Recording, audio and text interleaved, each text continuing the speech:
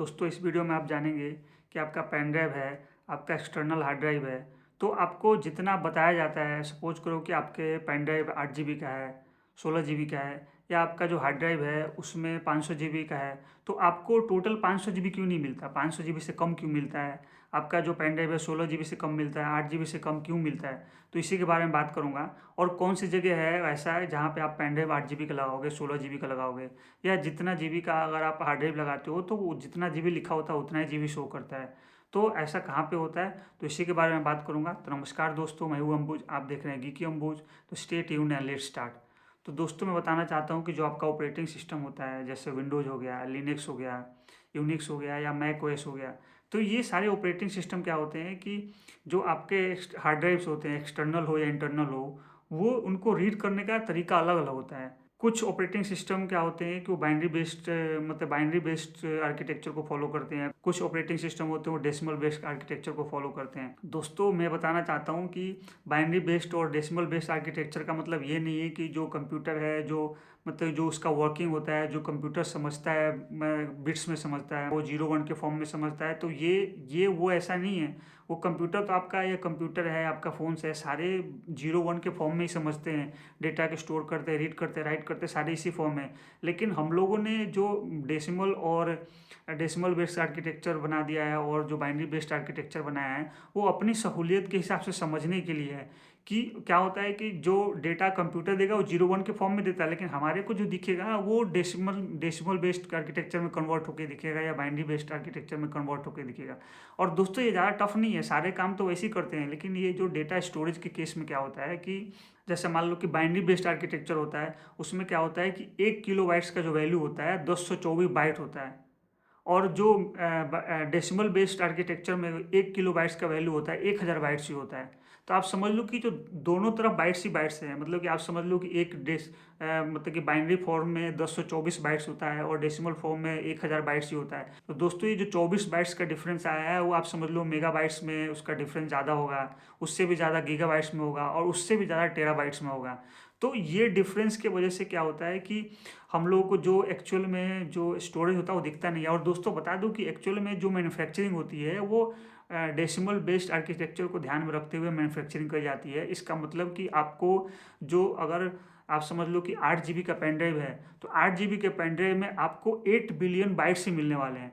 अगर आप उसको मतलब अगर 8 जीबी का पेन ड्राइव को अगर आप बाइनरी बेस्ड आर्किटेक्चर के अकॉर्डिंग अगर बनाते हो तो 8 बिलियन बाइट से ज़्यादा मिलेगा। क्योंकि जो 24 बाइट्स का डिफरेंस आता है किलो बाइट्स पे, वो गीगा बाइट्स में बहुत ज़्यादा हो जाएगा। तो दोस्तों जो मैन्युफैक्चरिंग होती है वो डेसिमल बेस्ड के अकॉर्डिंग मैन्युफैक्चरिंग होती है, इसलिए हम लोगों को एक्चुअल में बाइनरी बेस्ड के अकॉर्डिंग अगर हम कैलकुलेट करते हैं तो हमको कम मिलता है। दोस्तों हमारी प्रॉब्लम ये है कि हम लोग बात करते हैं डेसिमल बाइट्स का, लेकिन जो समझ रहे हैं वो बाइनरी बेस्ड आर्किटेक्चर के अकॉर्डिंग समझ रहे हैं, उसी की वजह से डिफरेंस आता है। और दोस्तों बता दूं कि क्या होता है कि नॉर्मली जो मतलब कि जो बात होता है, जैसे आपको किलो बाइट्स हो गया, मेगा बाइट्स हो गया, गीगा बाइट्स हो गया, तो ये जो नंबर मतलब कि ये जो नामांकन करा गया है वो डेसिमल बेस्ड के अकॉर्डिंग नामांकन करा गया है। जैसे हम लोग ये नहीं बोल सकते हैं कि हमारे को कंपनी ने चीट करा है, क्योंकि ये जो नेमिंग सिस्टम है, किलो बाइट्स है, मेगा बाइट्स है, गीगा बाइट्स है, टेरा बाइट्स है, वो उनके अकॉर्डिंग है। लेकिन हम लोग समझते हैं कि 1 मेगा बाइट्स में वैल्यू हो जाती है आपको 1024 किलो बाइट्स हो जाती है। लेकिन ऐसा नहीं है। जो बाइनरी सिस्टम वाले उसका नामांकन अलग है। जैसे बाइनरी बेस्ड वाले में किलो बाइट्स का नाम हो जाता है कीबी बाइट्स होता है, मेगा बाइट्स का नाम हो जाता है मेबी बाइट्स होता है, और गीगा बाइट्स का नेम हो जाता है जीबी बाइट्स हो जाता है, और टेरा बाइट्स का नेम टेबी बाइट्स हो जाता है। तो दोस्तों हम लोग क्या होता है कि पढ़ते कुछ और, मतलब पढ़ते कुछ और हैं और समझते कुछ और है। इसी कन्फ्यूजन के वजह से हमारे को जो डिफरेंस है समझ में नहीं आता, और हमारे को लगता है कि चीटिंग हुई है।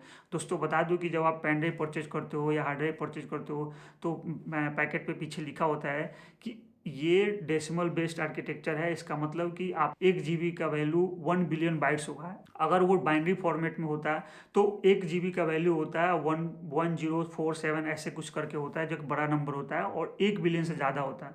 दोस्तों बता दूं कि ऐसा नहीं कि आपके साथ चीट करा गया है। अगर दोस्तों कैलकुलेट करोगे तो बाइनरी फॉर्मेट में भी उतना ही बाइट्स दिखाएगा और डेसिमल फॉर्मेट में उतनी बाइट्स दिखाएगा।